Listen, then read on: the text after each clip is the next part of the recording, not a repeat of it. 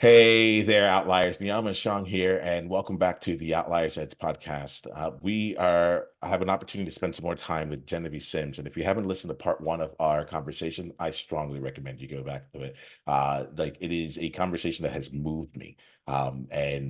There's insights in there that I feel would help every single outlier out there, especially dealing with like betrayal and making a choice on how to move forward when things aren't working the way you had thought they would be, right? So I definitely recommend that you go there. What we're going to do here is we have a few minutes here together. Genevieve, if you're cool with it, you brought up some things in the conversation, in our last conversation, that I was like, I could really use your thoughts on it as it relates to me. Are you good with playing that way? Y- Yeah, absolutely. Let's do it. All right, cool. So the one of the bigger things I feel like I should ask this one. The I have this thing around like my mission and brand overall that I want to feel energetically tied into. But I actually think that like I would be missing out on one of the things that keeps exciting me, which is that you really have built something in your local community, like locally, right? And I'm now living in San Diego, and I think about like for me, belonging is leadership, you know. And so I was thinking about I'm out here, I'm meeting all these people online, and so on and so forth. But how can I also be like the word relevant came up earlier, and it's like I think it's more than relevant because I think that's about me.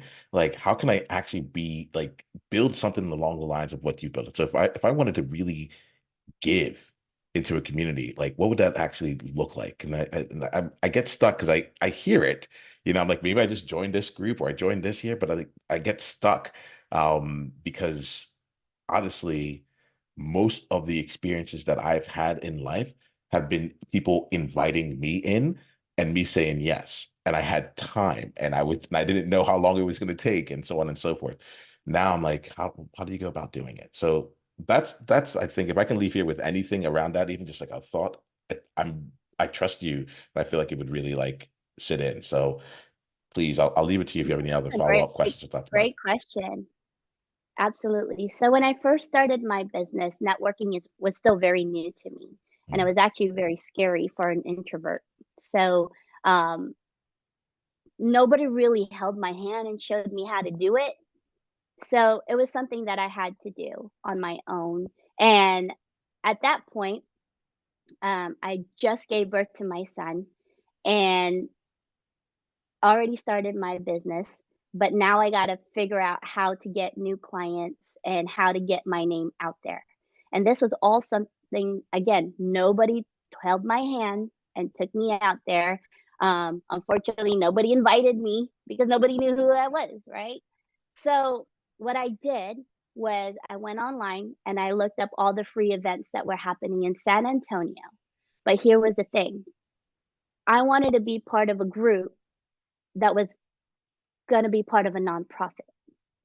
So I'd look for events that were tied in with any nonprofit and go from there. And in those events, I was the first one there, last one out. I mind you, I just gave birth. So I'm exhausted, but I gotta show up and be ready. And right in the beginning, 14 years ago, nobody knew who I was. I was so out of place. When I stepped into the room, I was usually the shortest. I'm a minority, and I looked very inexperienced. So I was immediately discounted by all these people who have been in the industry, especially in my industry, in marketing and branding was still at that time male dominated. So for someone to say I'm the owner of the company, they're like, yeah, okay, sure. I was discounted immediately. So now I'm like, okay, do I come in here with guns blazing and say, you listen to me right now? Or do I listen and see and kind of figure this out? So I said, okay, instead of coming in here and passing out business cards, let me get to know you. Let me just step into this space and if I can make you laugh, I know you'll remember me. And so that's actually how this came about. My flower. It's also on my business card. This flower is called a puukenekena. In Hawaii, it's one of my favorite flowers. You in my house in Hawaii Kai, as soon as we stepped out, we had a bush of it, and you pick it, and I'd always have fresh flowers in my hair. And so that's part of my brand now. Now, when I go out to a networking event and if I'm not wearing my flower, people are like, who are you? Like Superman without his glasses, you know? Something so simple. And it helps me stand out from the crowd too. But see, networking, when you go to network, you're there to build a relationship. So sometimes that stuff can't be translated online. You have to do it in person. And when you go to these events, don't be in there with that mindset of you need to buy from me now because here's my elevator pitch.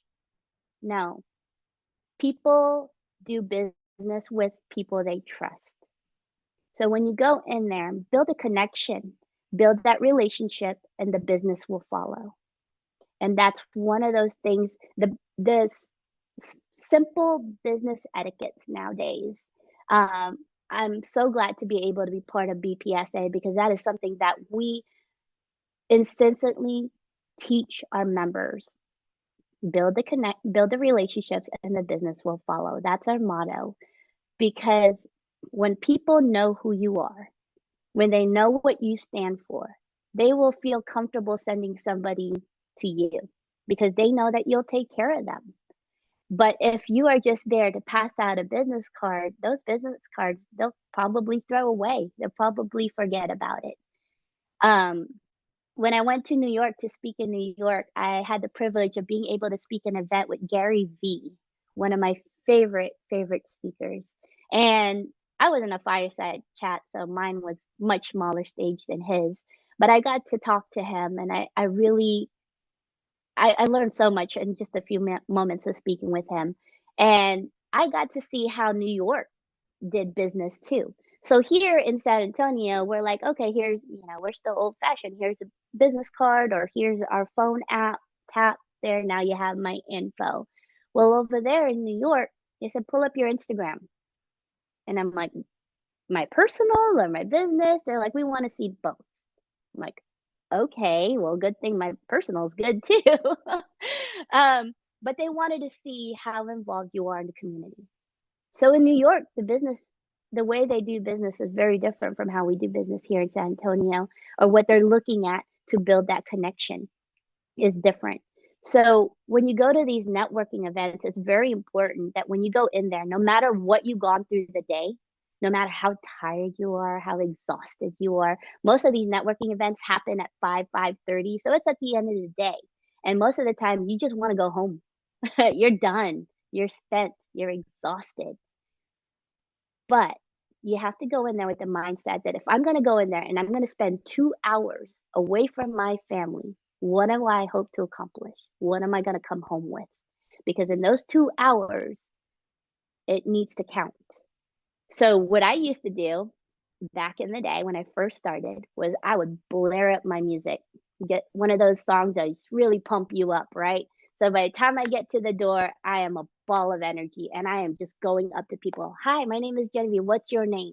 And then they ask, what do you do? I said, oh, we'll talk about that later. What do you do? Let me get to know you. Because my stuff, I'll tell you my stuff, but let's find out what you do first. Because then once you get them talking, then you figure out where are my services that I can help you with what you've just told me. Let me go ahead and put all that in there. And that's how you build that connection because now they'll remember you for what they actually needed at that time, or maybe what they can refer to as well. I had somebody tell me, and it's still something I'm working on just because I do tend to talk a lot. But they said, "Can you introduce yourself and what you do in 6 words or less?" And that's something that I still have a struggle with. That I do have my 6 words, which is I help entrepreneurs evolve so they can elevate. Um, you've always been taught to have that elevator pitch ready. And it's good to have that ready. I'm not saying anything bad about it, but you will have to adapt as you talk to different individuals because what you want to do is you want to establish that trust first before you shove it down their throat what you do. I love all this. Because they want to be able to know who you are. And if they were to go into an event, and this is where it matters what you say. And again, your nonverbal cues. when you're talking to somebody, when you're in a room full of people, are your eyes moving around or are you talking directly to that person in front of you? Because if you're talking to somebody and then all of a sudden, like, things are happening and you just start doing this, the person in front of you doesn't want to talk to you anymore because now you're making them feel like you'd rather talk to anybody else but them. So watch your nonverbal cues when you're networking. Watch how you're standing. If you're standing like this, people aren't gonna seem seem like, they wanna approach you because now you're just closing everything off. So you have to watch your nonverbal cues also. When you're talking to people, I've often gotten asked when it comes to networking, how do you exit a conversation so you can meet somebody else?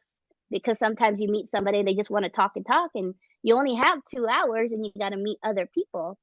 So, what I do is I make sure that before I leave them, I'm going to introduce them to somebody else that I already know. So, I'm going to build a bridge and basically say, "Hey, I want to talk to you some more, but I'm going to head over there. But before I do, let me introduce you to so and so." And if it's somebody, try to think of somebody that could help them or somebody that would be a good fit for them before you walk off. But you never leave somebody that you're talking to by themselves because nobody should be by themselves. Every person should be seen, every person should be heard. And if you have the ability to do that and can do that, do it. And you'll watch how many opportunities, how many doors of opportunities will open up just because you do something so simple.